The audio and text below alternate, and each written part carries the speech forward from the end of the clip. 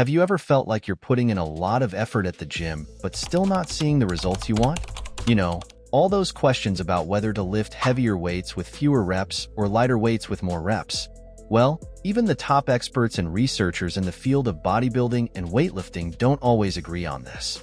Each has their own theory, whether they're bodybuilders, weightlifters, or fitness enthusiasts. But today, I'm going to simplify it all for you. I'm going to share a secret that many people don't know, which will help you a lot. How many times should you repeat an exercise to really grow and get stronger? That's right. Today we're diving into this mystery. First, let's understand something very basic. There are 3 types of sets you can do: low repetition sets, medium repetition sets, and high repetition sets. What does this mean? Well, when you do 1 to 6 reps, that's a low repetition set. If you do 6 to 12 reps, that's a medium repetition set. And if you go beyond 12, say 15, 21, or even 25 reps, you're doing a high repetition set. So, is a set of 15 reps a lot or a little? What about 8 reps? We'll find out together in the video. Have you ever thought about your main goal at the gym? Is it to get more muscular, stronger, or to endure longer workouts without getting tired? Don't worry, I'll explain exactly how it works. Think about it. A soccer player who spends the day in the gym lifting weights, what do you think his goal is? If you think he wants to get strong, actually, he's more interested in increasing his endurance. He doesn't want to get too heavy and lose speed, right? What he really needs is the energy to run throughout the game. Now, consider a jiu-jitsu fighter. He also doesn't want to gain too much weight. Otherwise, he'd have to fight in a different weight class, which complicates things. What is he looking for? Strength, to dominate the opponent, and lots of endurance, because he spends a long time fighting, exerting force constantly without stopping. And you, like me, might want to gain muscle too, right? You want more defined muscles that stand out when you wear a nice t-shirt. There are sports like Olympic weightlifting and CrossFit that require a lot of strength and endurance, but not necessarily big, bulky muscles. So, those sets of few, medium, and mini repetitions we talked about earlier, they have everything to do with your goals. If you don't want to get too muscular, just defined, you'll need to adjust those repetitions. But don't worry, we'll explore this together and find the best way to train to reach your goals. Before we dive into the best types of exercise sets for you, there's something really cool I need to tell you about: muscle fibers. Maybe you've heard that our muscles have different types of fibers, right? Well, understanding this will help you train better. First, let's dive deeper into type 1 fibers. These are true endurance champions and play a crucial role for long-distance athletes. In addition to being essential for keeping your body stable and your posture aligned, these fibers have an incredible ability not to fatigue quickly, allowing you to perform activities like running a marathon or cycling for miles without losing your breath. They are extremely efficient at using oxygen, which is fundamental for endurance sports.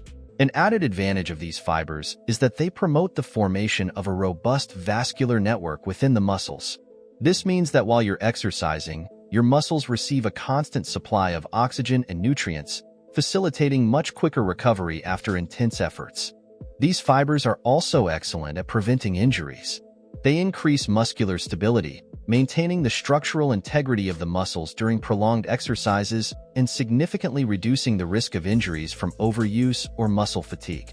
If your goal is to stay active and healthy without frequent physical setbacks, understanding and training to strengthen your type 1 fibers is crucial.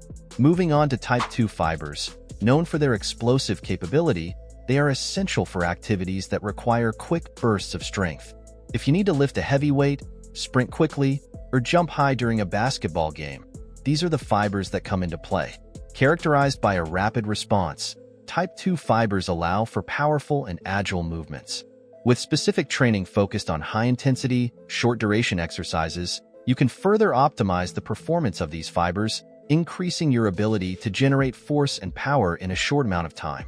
This ability to adapt and improve with targeted training makes type 2 fibers extremely valuable for athletes who rely on speed and explosive strength.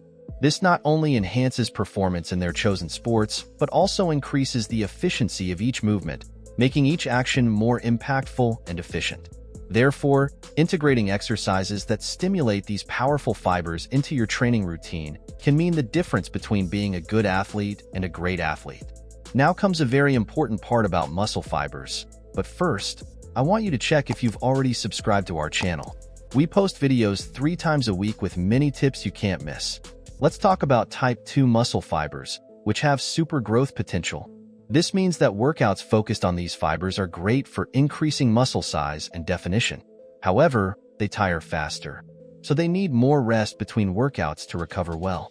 It's crucial to plan your rest periods, do stretching, and take care of your nutrition so these fibers can repair and grow after a tough workout. Now that you know more about these fibers, let's understand how they work with different amounts of repetitions. Movements of 1 to 6 repetitions stimulate type 2 fibers more, those that are super fast and strong but tire quickly. Therefore, to give that boost to type 2 fibers, you need to lift heavier weights and do fewer repetitions. But remember, type 2 fibers are the champions in growth. Think of a marathon runner who uses type 1 fibers a lot. They are leaner. Now compare with a bodybuilder who focuses on type 2 fibers. They are much more muscular. To work on type 1 fibers, you do many repetitions, like a soccer player who trains with lots of movements and exercises that get the heart racing. And what about medium repetitions, those of 6 to 12 movements? They are very important too. These are the ones that will help you get truly stronger. Now you might be thinking, wait, didn't you say that few repetitions stimulate the fibers that grow? Yes, that's true, but here's the interesting point. It's precisely this variation between few and medium repetitions that creates so much debate among experts about the ideal number of sets. So, when we're talking about training, it's essential to understand all these nuances to achieve the best results. Let's clarify in detail how repetitions impact muscle growth. Okay? When performing a medium number of repetitions, between 6 and 12, you not only effectively exercise the muscles, but also keep them under tension for an ideal period. This time under tension is crucial because it causes micro-tears in muscle tissues. While the term tear might sound negative, in the context of muscle training, these micro-tears are beneficial. They are essential to trigger the process of muscle repair and growth. As the muscles recover, they adapt to the stress, becoming stronger and larger. Now, let's organize a practical plan so you can see tangible results over time. Here is a simple step-by-step guide. First month, focus on low reps with heavy load. In the first month, focus on sets with few repetitions, from 1 to 6, but increase the load. The goal is to reach muscle failure, the point where you can't perform another repetition without compromising form. This method intensely stimulates muscle fibers, especially type 2 fibers, which are crucial for muscle growth. It is vital to proceed cautiously to avoid injuries. If possible, train with a partner who can assist with the most challenging movements and ensure your safety. Second month, moderate load with increased reps. In the second month, slightly reduce the load to about 75% of what you were lifting previously and increase the number of repetitions to 5 to 8%. Still aim to reach muscle failure, but with a slightly higher volume. During this month, decrease the rest intervals between sets to develop and improve your muscle endurance.